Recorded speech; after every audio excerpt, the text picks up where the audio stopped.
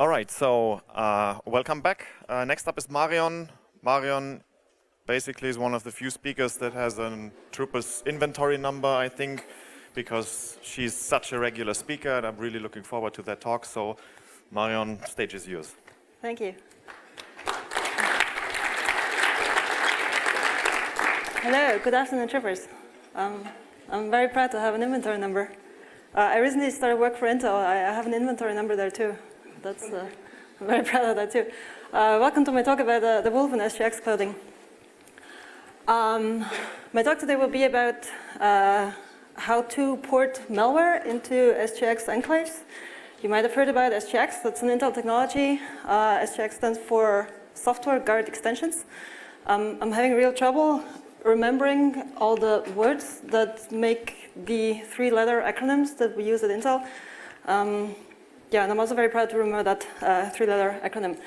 So SGX is intended to protect parts of an application against compromise from other applications, from the operating system, from the hypervisor, from pretty much everything, except maybe side channels, but we don't talk about that in here. And I try to find out whether it's possible and feasible to port ransomware or malware, or more particular ransomware, into SGX enclaves, and what that would mean for security software, like how security software and threat detection could protect against such protected threats. As just introduced, my name is Marion Marschalek. I'm a security researcher who recently moved to Portland, Oregon, and started work at Intel. Some of you here might have heard about Rodrigo Branco. I think his inventory number here at Troopers is even older than mine. Sadly, he's not here this year, so I'm taking his place on the stage to talk about Intel topics. And yeah, so here we go. As with every talk we give, I have to tell you about our legal disclaimer.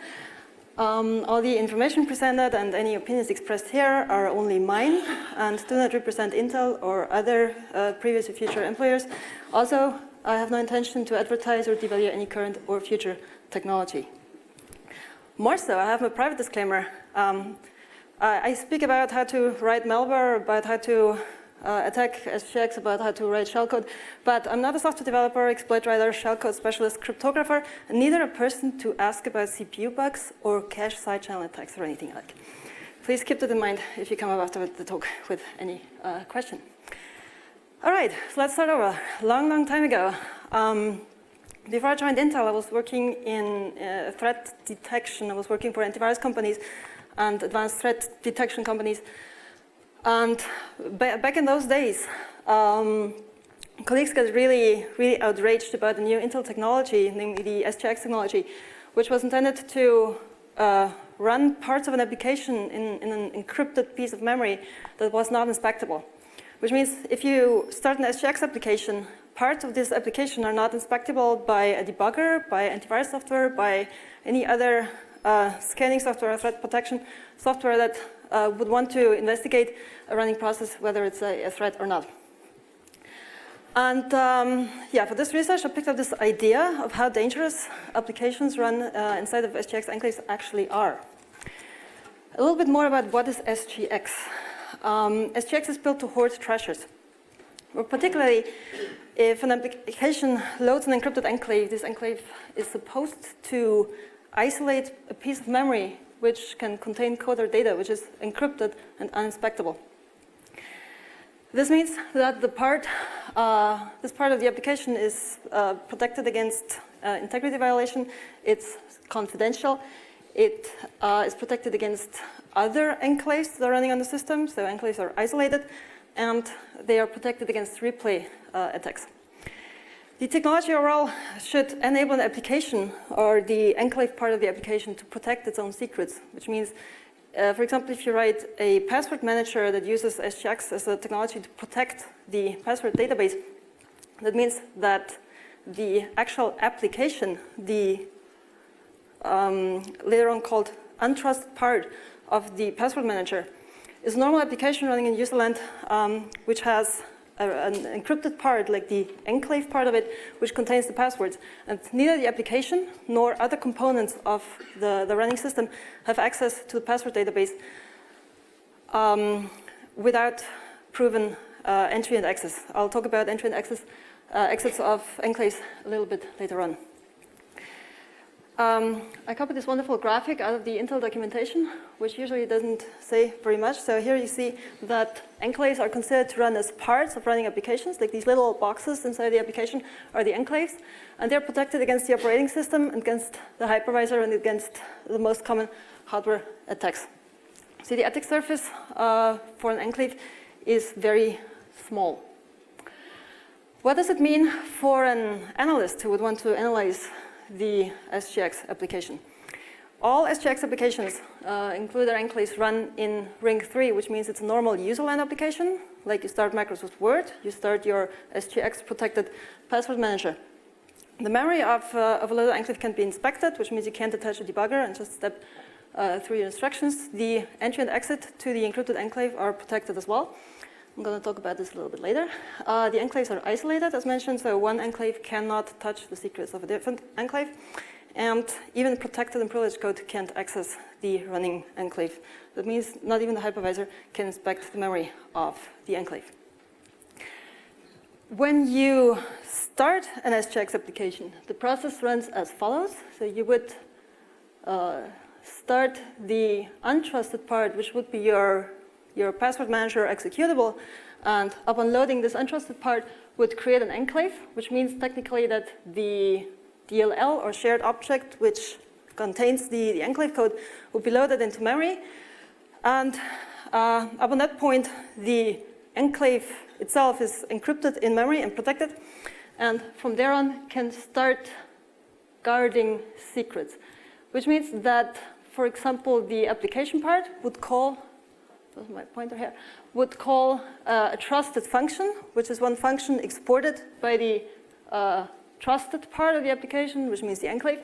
And once this starts executing, that means that code inside of the encrypted part of the application will be executed and will be able to maintain and manage the secrets provided by the enclave. The requirements for starting and loading SGX enclaves are as follows. So naturally, a bare operating system, a bare operating system without any installed SDK, without installed runtime and without SGX enabled will not be able to load SGX applications. More specifically, there's 3 requirements that your system has to fulfill to be actually able to execute SGX applications. The first one will be your hardware needs to support it.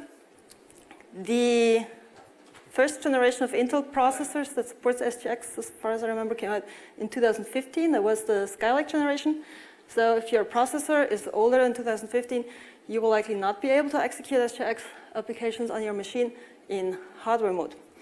You can find out, though, if your machine supports SGX by looking at the CPU ID leaf 7 and find out whether the SGX bit is set to 1.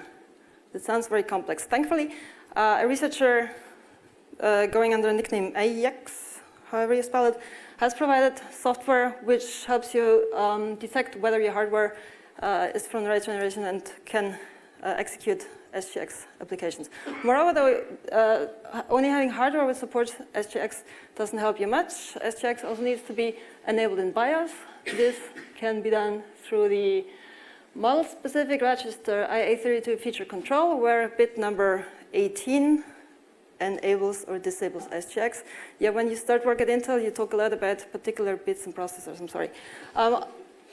This is usually, though, just a switch in BIOS that you have to flip to enable or disable SGX. And the last point will be SGX runtime. You need to install a piece of software which brings you all the architectural enclaves that help your operating system load and measure enclaves once they're loaded from the application. And without that, again, you won't be able to execute SGX applications. What's interesting, there's 2 different runtimes, the hardware runtime and the simulator runtime, written here SGX_URTS_sim. This is very handy if you want to develop SGX applications, for example, in a virtual machine. Virtual machines, by nature, cannot execute enclaves in hardware mode because they don't have access to these features of the CPU. So just saying, if you were thinking about developing ransomware inside of an enclave, you might want to do that in a virtual machine, and then the simulator comes in very handy. I did not officially say that. All right, this much about SGX. I provided 3 demos for this talk today. One of them would be my malware on SGX, my ransomware that I ported to an enclave. The second one would show, let's talk about this later. Let me show you the first demo. I called my first demo George. George is an Intel SGX enhanced ransomware, which means that I went the classical ransomware development way and looked up ransomware code on the internet and copy-pasted it into an enclave and fixed the API calls and the data that flows back and forth and whatnot. And then I had my SGX enhanced ransomware. Let's have a look at how that works. Here we are. Yeah, so as mentioned, I developed my SGX stuff in a virtual machine. My ransomware is called George. My virtual machine is named Michelle. There loads Michelle. Okay, there we are. No, there we're not. Let me. Whoops.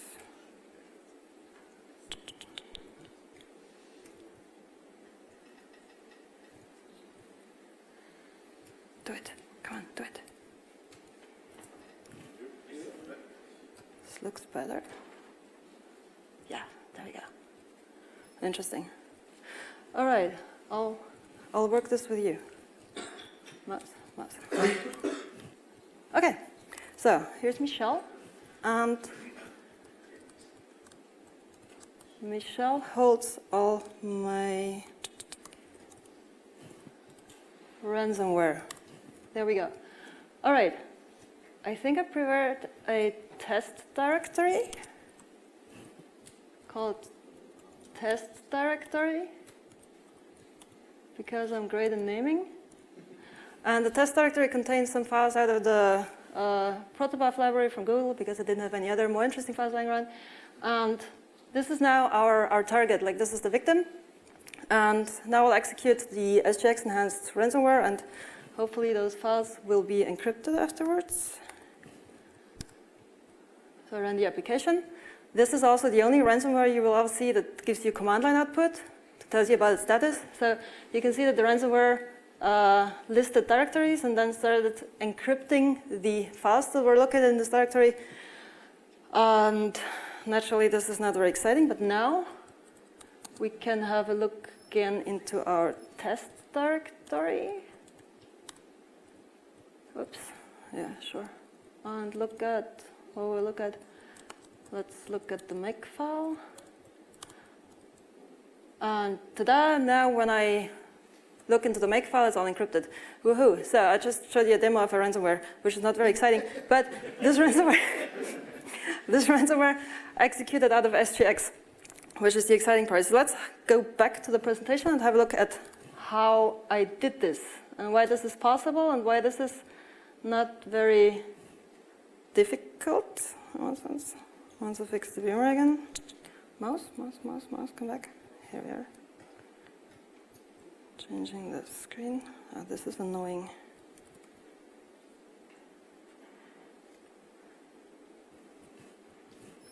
Okay. No? Yes, there we are. Okay. So here we're back with George. I just showed you George. How did I implement this? The ransomware piece by itself is very simple. It's like this one page of code. It's called encrypt files, and literally nothing very complicated. Also, I didn't go all the way to write a decryptor again, so this is a ransomware without a decryptor. I'm better not get infected by it. And how did I port this to SGX? So for SGX, as mentioned before, we have an application part that's called the untrusted part. And we have the enclave part that's called the trusted part. Trusted technically means that you have to trust it, which is actually not that great, because if you have to trust something, you can inspect it, you can change it, you can't modify anything in there. Either way, we also have helper functions that help the enclave and the application communicate with each other. Those two parts look as follows. We have the enclave on the left side and the application part on the right side. And there we have a main function which issues something called an e-call, which then calls a function that's exported by the Enclave library, which is called start ransomware. Very creative again. And we'll then start enumerating files and read the plain file and write the encrypted file and do the encryption between and delete the plain file and drop the ransom node, like whatever a ransomware will do. The interesting part here, though, something I did not mention yet, the functionality that's provided by SGX by nature, by their trusted libraries, isn't very extensive. So, for example, for interaction with the file system, the Enclave will have to leave the protected memory and call back into the application where our handy helper functions come into place. So, for activities like enumerating files or reading a file or writing a file, we will have to go back to the application part to execute those system calls or those APIs which result in system calls, and then go back, leave the application part again, and transition back to the Enclave part where we continue our malicious activity. This means, though, that for all of these activities that I, as a former malware analyst, would deem suspicious, like enumerating lots of files and encrypting them and writing lots of files back to the file system, for all these activities, we need to leave the Enclave, like the protected part, and get back to the application to execute those. This is annoying. Either way, the encryption by itself is happening inside of the Enclave. Moreover, for this part of the malicious activity, we can leverage SGX functionality and SGX crypto functionality to perform the encryption before you write the encrypted file back to disk. Because interestingly, for any kind of encryption, including writing SGX protected files, SGX does provide an API. Let's go and see how else this works. Got stuck. Okay. The other thing that I didn't mention yet, for the transition between enclaves and applications and back and forth, we need to define how this transition is going to be performed. Therefore, SGX uses enclave definition files, or also called EDL files, which lists all the trusted and untrusted functions that applications and enclaves provide for each other. Which means in these EDL files, we'll have a list of all the untrusted functions that you can see down here, which are exported by the application for the enclave, meaning the enclave can call into those steps and execute code in the application part of the SGX application. The parameters that are being sent back and forth have to be very neatly defined in these EDL files, because later on, those definitions are being used by SGX, by the SDK, to define helper functions that help transition those parameters back and forth. That means when the SGX project is compiled, proxy functions will be automatically created, which check input and output parameters that go in and out of an enclave. That means that the data that transitions back and forth is automatically checked by the runtime, whether it fits, for example, a buffer size, or whether the integers are too large or too small, like the typical security problems you would have with input data. That means enclave versus application experiences dedicated control in two directions. Either when data leaves the application, goes into the enclave, or when data leaves the enclave and goes into the application. The module called SGX Iterator will use EDL files to create the edge routines, as we call them, or the proxy functions that help transition those directions and, in the end, verify input and output for an enclave. So you see, it's not all that easy to get an application to transition towards the enclave and get the enclave to transition back. This is very, very tedious as a process. Luckily, though, for writing ransomware, there's a very interesting feature which we can use, which does not use this this mechanism. As mentioned before, SGX uses the enclave libraries have to be compiled with the SGX trusted libraries. So if you compile an enclave, you naturally do not have access to what would be called the Windows API, or in Linux, the clip that would provide APIs like open a file or read a file or close a file. An interesting feature that I found within SGX, which helps if you're interested in writing ransomware, would be the Intel SGX protected file system library, which is a library that helps you write and read SGX protected files. So this is the only way SGX enclaves can actively interact with the file system without leaving the enclave memory. That means with this file system library, you can process data inside of the enclave, encrypt it inside of the enclave, write it to a file on disk inside of the enclave, and no inspection software will ever see what is actually written to that file. This looks as follows. I have provided a very beautiful graphic to show how this works.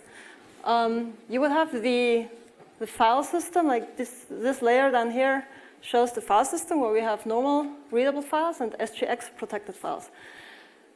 For an enclave to get access to a normal file on the file system, the enclave would have to issue an OCall and access the file through the application part, because it cannot execute a system call that helps it access the file on disk. For the SGX protected file, though, this is not true, since we have our protected file system library that helps the enclave to gain direct access to the file system, but this goes only for SGX protected files. So the enclave can only write or read files that it has created by itself with its own keys, and cannot access normal files on disk without the OCall. Yeah, naturally the application part cannot ever touch, or it can touch the SGX file on disk, but it can't do anything with it because, of course, it's encrypted and protected. All right, so our ransomware has very well protected files. There is no way any security company can ever write a decryptor for those files, I would suppose. If not, the SGX authors have a bug in their crypto routines, which I wouldn't think is the case. And another thing about those enclaves that I haven't mentioned yet at all is that if they're not loaded in memory, if they're lying around on disk before the application started, they're totally unencrypted. So if we write our ransomware in SGX, we have the problem that we don't actually have access to all the system calls that we would need to implement the functionality, but also that as long as the binary is lying on disk and not being loaded into memory, it's not actually encrypted. When I started my research, I wasn't aware of that fact. I thought SGX encrypts everything at all times, but this is not the case. So only at the loading point in time, application will load the enclave will be measured. When the measurement comes back positive, so this is an unmodified enclave, the enclave will be encrypted in memory. It will be loaded into the enclave page cache and will be protected there, but not on disk. So in theory, you could go on and analyze ransomware just as you see here with either Pro, with any other analysis tool, and could just read the source code with a decompiler and still analyze the binary. This also means though that if you have proper antivirus, which of course has signatures for all the ransomwares out there, in theory, they could totally detect these binaries. There's no way they could not. That said, the panic of antivirus that they could not detect SGX protected malware would only be true if they were actually able to inspect memory at runtime on a running system. Whereas, correct me if I'm wrong, but I do not know about any security software which is able to inspect running process memory as it is in DRAM. Either way, we can have a conversation about this later on. I just meant to say that the binaries are lying unencrypted on disk. If antivirus manages to find out the malicious function in there, they can totally create signatures and find these files still. The problem there that I would see for security software is that the most part of a compiled enclave is actually library code.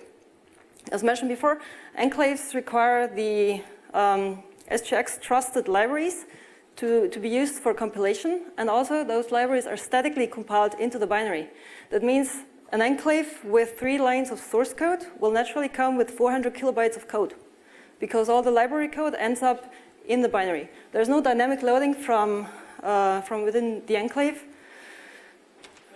I mean, people might have found a way around it, but officially there is no way to dynamically load libraries into SGX enclaves. You have to use the trusted libraries, and they have to be statically present in the binary.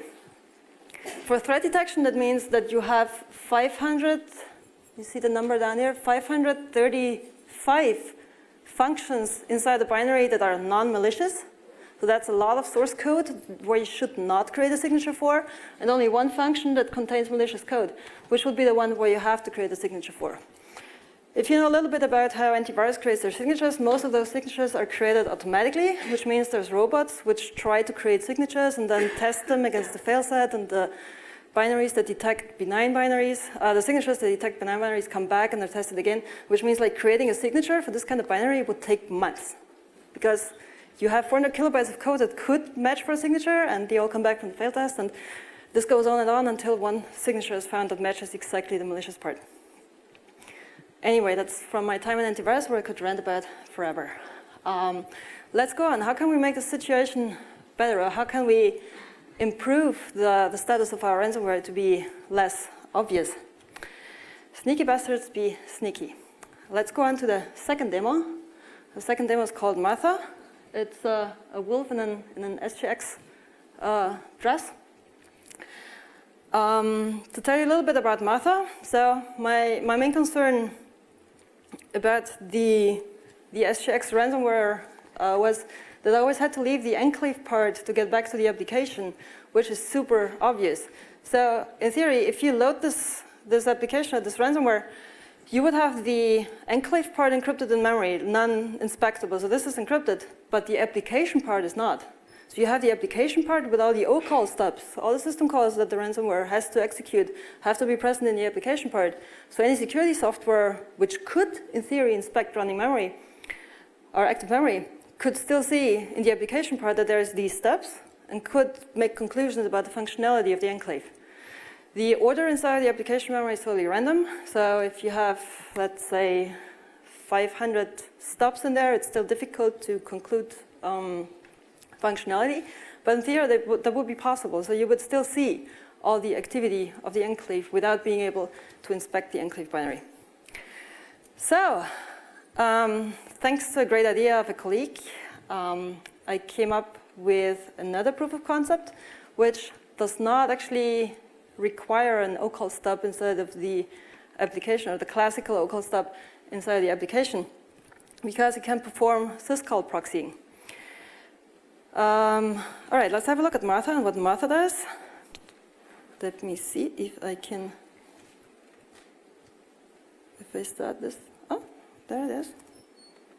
There it is still. Cool. Let's go back to Michelle.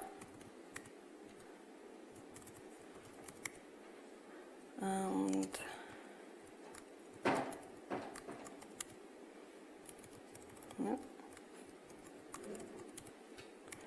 yeah, here it's not called Martha, but Fun and Profit. And now, if I execute the application, let's all pray to the demo gods for a second that this works. For more drama, I added a sleep instruction in there. Okay, and here we go. So Martha just executed. What just happened? Martha waited for 3 seconds before it would load anything for no reason at all, and then it said it loads the Enclave, and it's up and running now. And oh yeah, it loaded shellcode and executed shellcode, and gets very nervous, and then all of a sudden we have a shell. If you don't recognize this, you can see that it's changing color. Like all of a sudden, there is a different shell open than it was in the beginning. So what Martha did was it loaded a piece of shellcode, transitioned to an local proxy inside the application part, and then popped the shell. If you don't see this here, this is nothing that an Enclave binary should be able to do. Enclaves should not be able to pop shells. This is the whole point of the presentation. So here I have a shell now. I can list directories. I can read what the files contain and all. They're super clear. So yeah, I'm in my own shell in there and theoretically can do on the system whatever I want. I'm not limited by SGX anymore, except when I exit the shell. Okay, so what did just happen? Let's have a closer look at Martha and how this works and why the Enclave just sneakily. Presentation. There's the presentation again. So why did my Enclave? Why was it able to pop a shell on that system? A little spoiler, of course. I had to exit the Enclave part of the application again enter the application part and issue my syscall there. But I did this in a very stealthy way. Let's have a look at how I did this. First of all, something I did not tell you, Martha has an enclave which statically on disk is completely empty. So Martha's enclave, if you load it into IDA Pro, you will not find a malicious function in there because there is just nothing there. But Martha loads its executable code at runtime. So the untrusted part of Martha will be the application, which loads and measures the enclave, which will be successful because it's empty. And then it will load the empty enclave.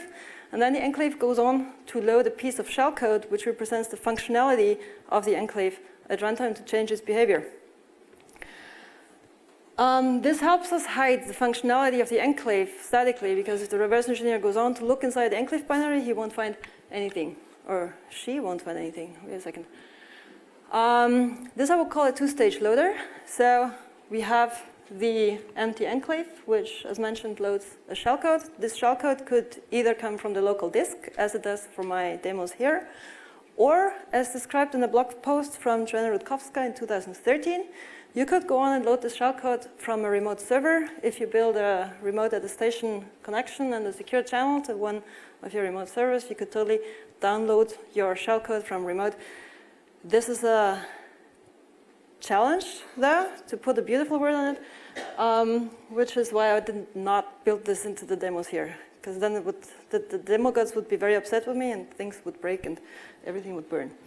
So yeah, my shellcodes are loaded from the disk locally. A thing about the loading, enclaves are measured, so the application will not just load any DLL that's called enclave.so or any enclave.dll, but it will check whether the enclave that's being loaded actually is exactly the enclave that is supposed to be loaded. So the application will load only its assigned enclave, which is called measurement. This is only done at load time, though, and not at runtime. So once the enclave is loaded, I checked, you can change the code that's running inside the enclave. Furthermore, though, once we can load our shellcode, we have to deal with the functionality limitations. We are still not able to execute syscalls inside the enclave, so we still have to exit the enclave code, which we do with the syscall proxy. More about this later. Yeah, right, and down here is just the runtime, right? Okay. Again, Martha, again, is a piece of, oh no, Martha is no ransomware, sorry, Martha pops a shell. We have the enclave part on the left side, we have the application part on the right side. We have, again, the main function, which issues an eCall to enter the enclave part, and there starts to fetch and decrypt the shellcode. Shellcode, in my demo, as mentioned, is lying on the disk. It's encrypted there, it will be decrypted by the enclave, will then be copied to a read-write executable section, which I created with a linker, a little bit more about this later. So my enclave comes with an empty read-write execute section, where we can then load and execute the shellcode. The shellcode by itself has two parts.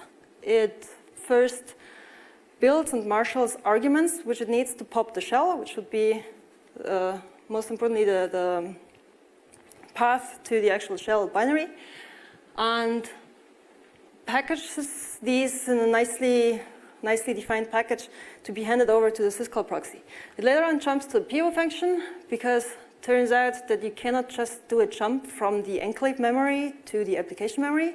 This is, of course, prohibited. So we have to define a pivot function inside the enclave, which does a proper exit of the enclave memory, and then issues an O-call to the syscall proxy.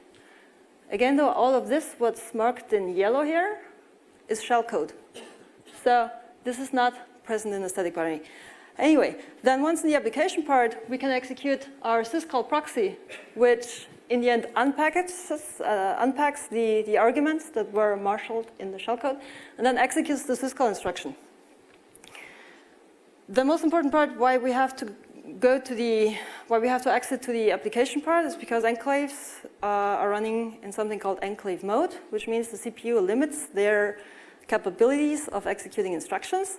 And the syscall instruction would be one of those instructions that are blocked for enclaves. So an enclave cannot just execute any given syscall. Okay, right, but once we execute our syscall in the application, we can go back to the enclave, and in theory, the enclave could go on and load more shellcode and execute more syscalls. And that said, the enclave could go on to execute just any syscall it wants because it can load any given shellcode. So if our application had a remote connection, we could just feed it different shellcodes, and that way change the enclave behavior, the application behavior at runtime with our shellcodes, and go on, execute one syscall after another. And then we're free. Beautiful. What did I mean with the read, write, execute section? On Linux, you can tell the linker to create yourself a new section. And this is exactly what I did. I created myself a 1000 byte big, or 1000 integer, no, 1000 byte big section that's executable. And this is where the shellcode will be copied to be executed at runtime. The syscall proxy itself, here neatly called the server. By the way, syscall proxying is nothing new, nothing that I came up with, but was first mentioned by a presentation in 2002 at Black Hat by, I think, an Argentinian researcher with the name Cáceres, someone might know him. And he came up with this idea for, I don't remember actually. But his idea is great. His idea says that you don't have to execute your system calls on the system you're on, but you can execute your system calls on a different system and return your return values to the calling system, which means in our case that we can have our enclave execute syscalls, but not by the enclave, but by the application. That means that the syscall instruction is still called outside of the enclave, but the whole functionality is kept inside of the protected portion. This is important because without system calls, you can do very little on a system. You can do great cryptography, which is what SGX does. Like this you can do without interacting with the operating system, but for example, for touching the file system or for building remote connections, you will still have to execute system calls that interact with the operating system to help you carry out your activities. And yeah, therefore we need a proxy. This on Linux is super simple because every system call on Linux has a number, and every system call on Linux has defined arguments, which means we can look up, for example, the open system call for open a file. We'll find out it has the system call number, I think, 2. We'll find out it needs a list of arguments that we have to hand over through our Marshall package of arguments. And we have to place them in the right register, so our syscall instruction will find them and will properly execute the system call. On Linux 64-bit, that would be RDI, RSI, RDX, R10, R8, R9, in exactly that order. I also thought that was an odd order, because I don't know how RDX came in there. But yeah, whoever designed this will have had a reason. So yeah, this is how you build a system call proxy. Let's see whether... Yeah, later on I actually have the source code. Anyway, why do we have the system call? So the client will go on and load and execute the shellcode as mentioned before in our dedicated section. The shellcode defines all the functionality. So the enclave in a static state, as mentioned, doesn't show any functionality. Only at runtime it will load the shellcode and then start executing whatever you want it to execute. The arguments will be marshaled inside the shellcode. So the arguments will be prepared in the shellcode for the application to execute. Then the shellcode will pivot to the proxy function, which we need to exit the enclave. Without this pivot, we can't actually exit the enclave. And then the proxy receives the arguments and executes the syscall. And then optionally, the client can go on and download and execute more shellcode and do whatever he wants in the future. And most importantly, the reverse engineer stays in the dark because we never actually see the shellcodes.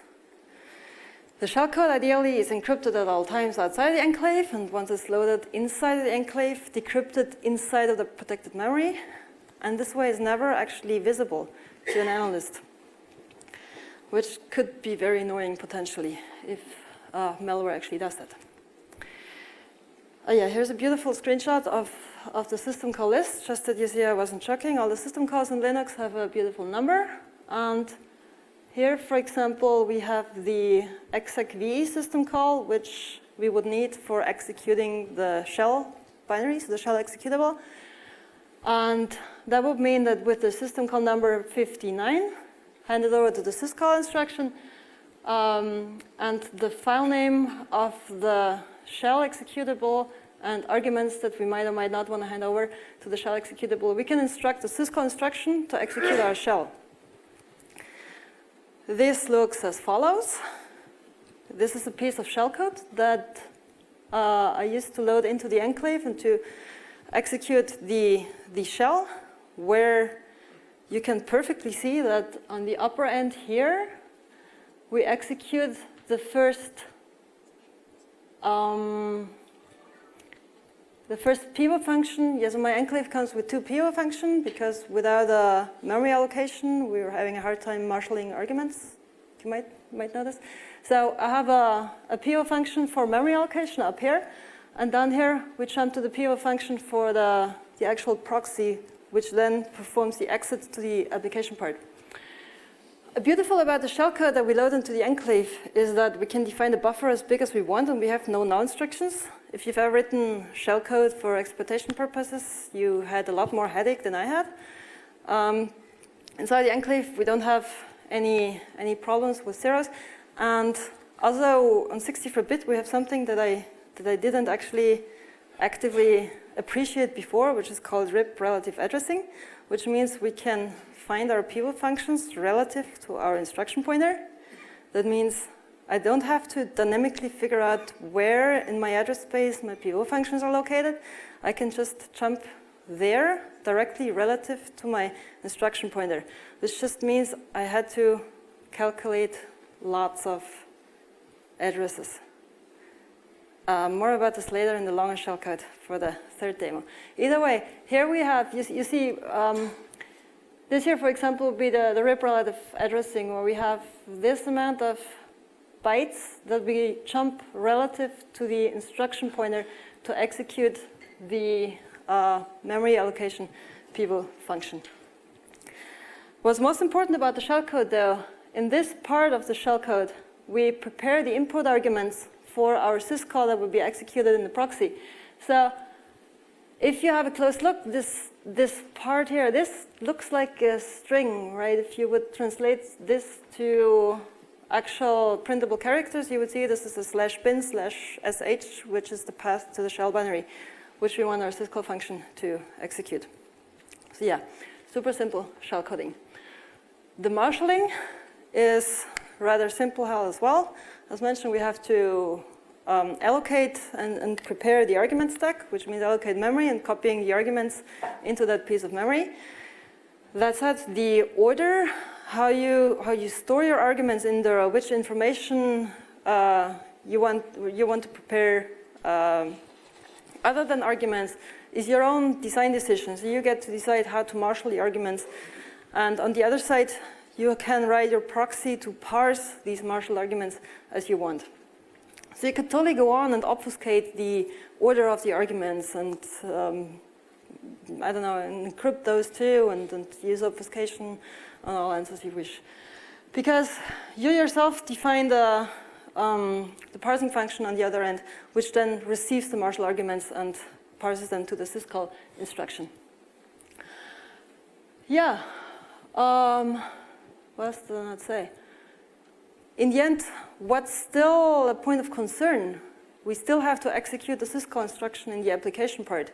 That means a reverse engineer would be able to analyze the untrusted part, the application, and would totally be able to see the proxy part.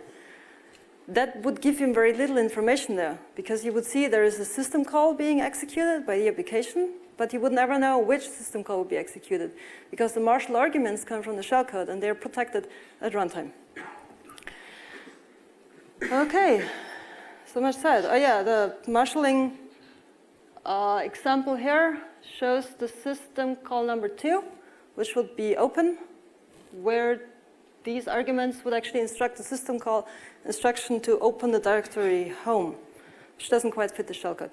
Either way, again, it doesn't matter which system call you want to execute. You just have to find out the system call number and the arguments the system call expects and marshal them correctly and hand them over to the syscall proxy for execution. This is how a proxy function would look like. The proxy said will receive the argument stack, which here is barely readable. It will be the input pointer, which is a void pointer. For the enclave definition, you would have to define this void pointer as that's called user check, because you don't know how big the marshaled the memory with your arguments will be once you hand it over to the function to the proxy function. And inside the proxy, this input package is taken and is being parsed into the respective variables that we then use to hand over to the proxy. The proxy in this case here is rather simple. I only have 4 cases, namely 0 arguments for my system call, or 1 or 2 or 3.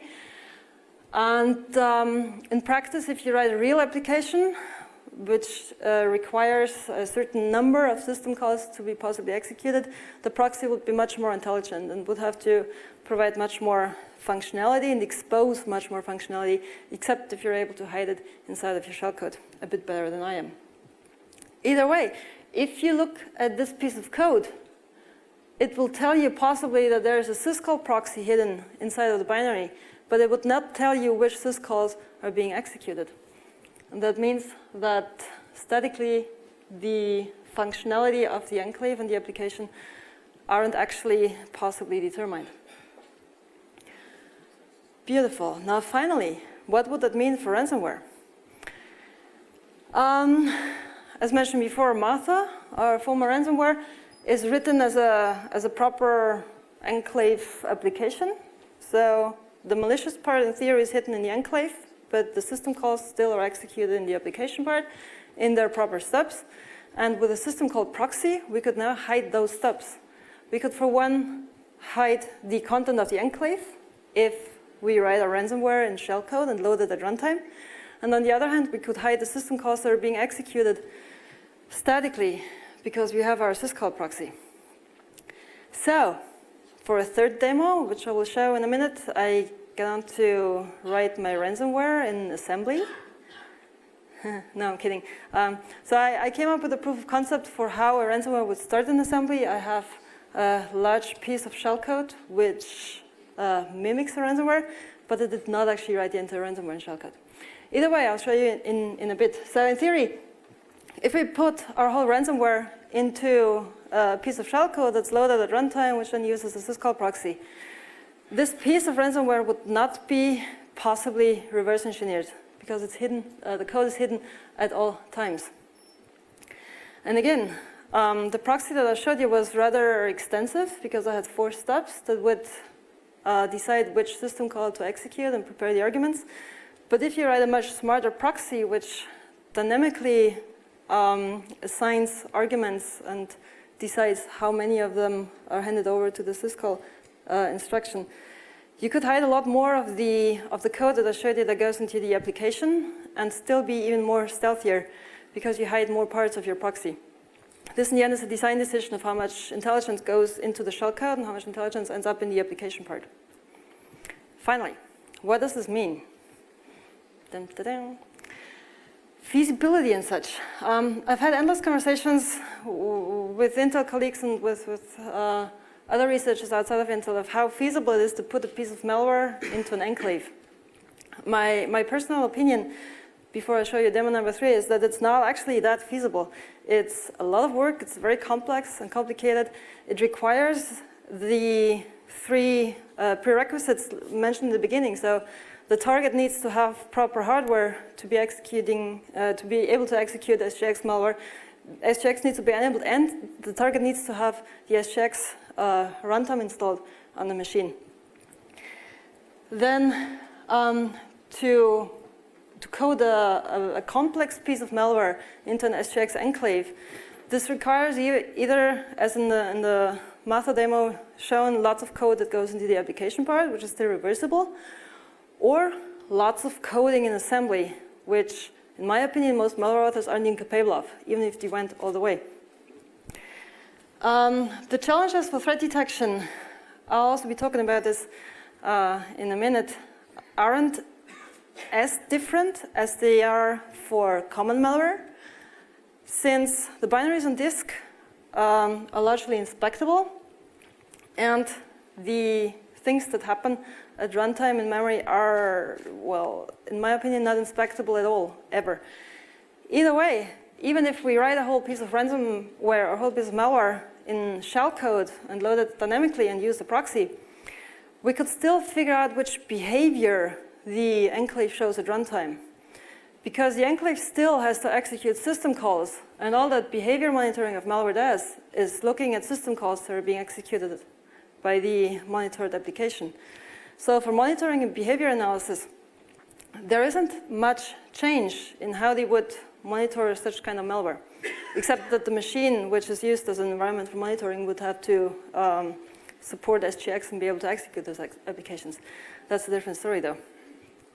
Finally, let's look at the ransomware versus ransomware. So for comparing monitoring options, as I think those monitoring options or monitoring technology will still be able to monitor ransomware wherever it is implemented. I used a plain piece of ransomware. I used Martha, my SGX enhanced ransomware, and I wrote a third proof of concept, which I put in the ticks, which is not a proper ransomware, but only executes a couple of system calls which emulate the initial steps the ransomware would be taking. But in the end, I have three pieces of software, one plain, one inside of an enclave, but interacting with the application, and one using a system called Proxy to execute system calls. And in the end, I tried to monitor them. On Linux, there's a tool called STrace. STrace helps you monitor system calls that are issued by a running application. And STrace, when ran on our SGX enhanced ransomware, still gives us a very neat trace of system calls that the ransomware executes. So you can see in red letters the reading of the plain file on disk. In that case here, there would be a make file.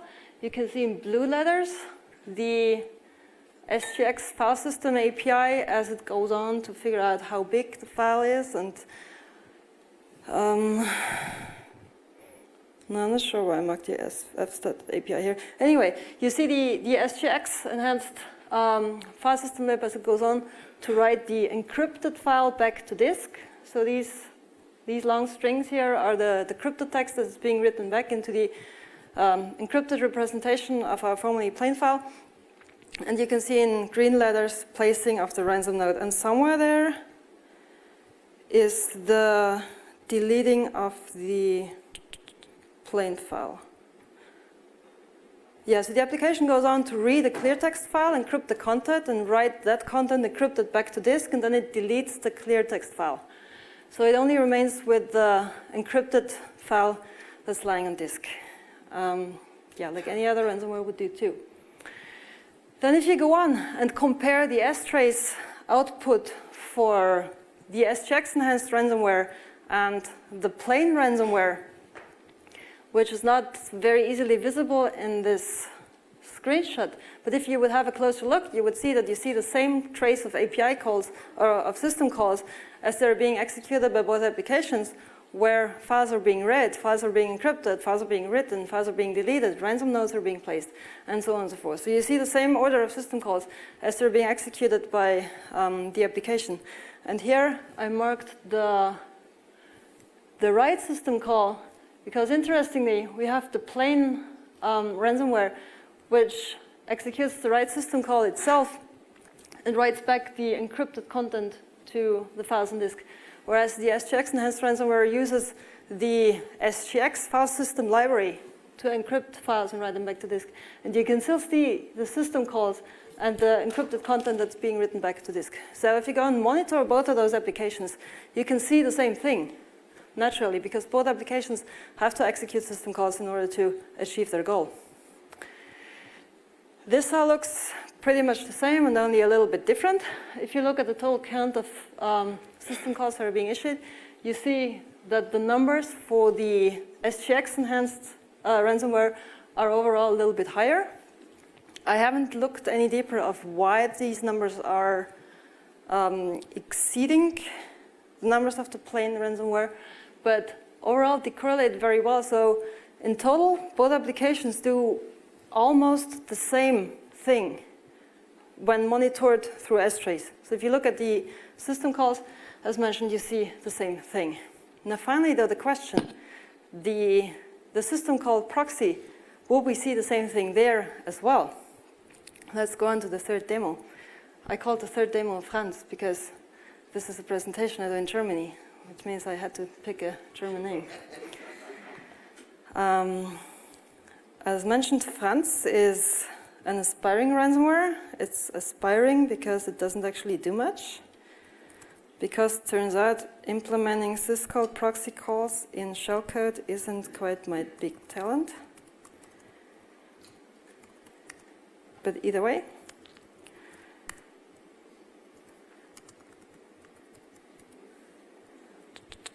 what did I call them? Proxy. Okay, so I'm now in the directory of France, and if I execute France, I will see that France has the same dramatic loading procedure as the other ransomware, and then goes on to tell me that, again, it loaded a piece of shellcode and then started executing system calls through the proxy. The proxy tells us what the system call numbers were. System call number 2 would be open, where the application goes on to open a directory. Then system call D9 would be list directory contents. After listing directory contents, the ransomware goes on to call the system called open again on the very first file that's found in this directory. Again, writing shellcode is not a big talent, which is why I pretty much stopped right there. So I opened the first file in the directory, and I went on to read the content of that file, which would be system call number 0. Now, if you went on to implement the rest of the ransomware in shellcode, you could theoretically dynamically load the ransomware shellcode at runtime and then execute your syscall proxy enhanced ransomware through the Enclave and would statically hide the entire code portion of the ransomware. So no reverse engineer could figure out ever again what this binary was supposed to do. But the interesting part, or the thing that I wanted to show actually with this research, is that with STrace or with system call monitoring, we can still figure out what the activity of this application was once we started it. How would that look like? Let's go back to the presentation.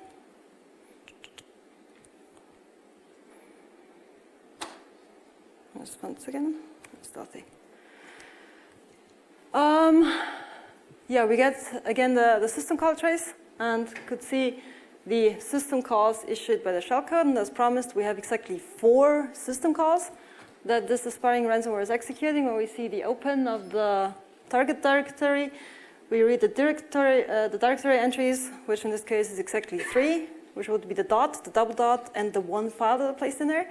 And then we go on to open that 1 file is located in there, and we read the first 200 bytes out of that file. In theory, now I could go on and encrypt those bytes that I read from the file and write them back to an encrypted file and delete the original file and go on to the next file and on the way change the file name of the thing that I just did. But what I wanted to show you here is I can still see the system calls that are executed by the Enclave and can still go on to monitor my SGX applications. All right, that was most of the content of the whole presentation. To sum it up, what do I think does this to threat detection? Pattern matching for enclaves and disks is still working. If you don't hide your malicious code and shellcode that you load dynamically, the code is still inspectable, and antivirus, in theory, can still create signatures because that's what they're really good at, creating signatures. You just might have some problem with all the library code in there, and the automation of signature creation would be a big headache. Monitoring is also still possible, even if the shellcode is loaded dynamically, because we can still see the system calls. And of course, we can still see any changes that are made to the system. If you might be aware, malware usually wants to perform changes to the system, wants to encrypt files, or wants to create remote connections, or wants to take screenshots, or take audio captures, or whatever. So all of these changes that are taken to the system, we can still investigate forensically. And of course, we have the perimeter. So any remote connection that malware builds will be also visible to the system and to other monitoring entities in the network. For incident response and forensics, this is where it gets actually tricky, because as the execution or the activity of an enclave is quite protected, forensics will have a hard time recovering what happened afterwards. And this also brings to mind, well, a case that I was working on in the past where a piece of malware would load scripts at runtime and would execute scripts with a Lua engine, which reminds me of the whole project of the whole SGX ransomware, because this piece of malware which used the scripting engine, I think it was a lot easier to implement and in the end provided the same protection. So if you embed a scripting engine in a piece of malware, the analysts can see the scripting engine, but they cannot naturally see the scripts unless they're downloaded and executed. And once they're executed, they can be deleted, and the analyst will still not see what happened. So, yeah, this is just some idea I wanted to drop in case you're thinking about implementing your own proof of concept. Finally, my conclusions. SGX is useful for guarding secrets, and this is exactly what it should be used for. I've seen other projects where entire applications were ported into SGX, which I don't think is what SGX should be used for, because it provides a lot of also ethic, vector and ethic room for, well, let's say exploitation. So I want to look into that. For writing applications with SGX, there should be a special focus on enclave interactions, like which data goes into an enclave, which data comes out of an enclave. And monitoring should be kept in mind to keep an edge on what enclaves are thinking about doing and whether that changes at runtime. Classical threat detection isn't highlighted much in their activity, what their technology can achieve, and where the problems actually arise are forensics and incident response. All right, I think my time should probably be up already. Thank you very much for your attention. I have some acknowledgements to speak out. I couldn't have done this research without my team at Intel that fed me with information and told me about other things I'm doing wrong when writing enclaves. Also, I'm very grateful to Mark Gentry, Matt Swish, Jonathan Broussard, and Joanna Rutkowska, and Igor Pereira for publishing research on how to user abuse SGX applications. That said, thank you very much, and if you have any questions, I'm happy to answer them.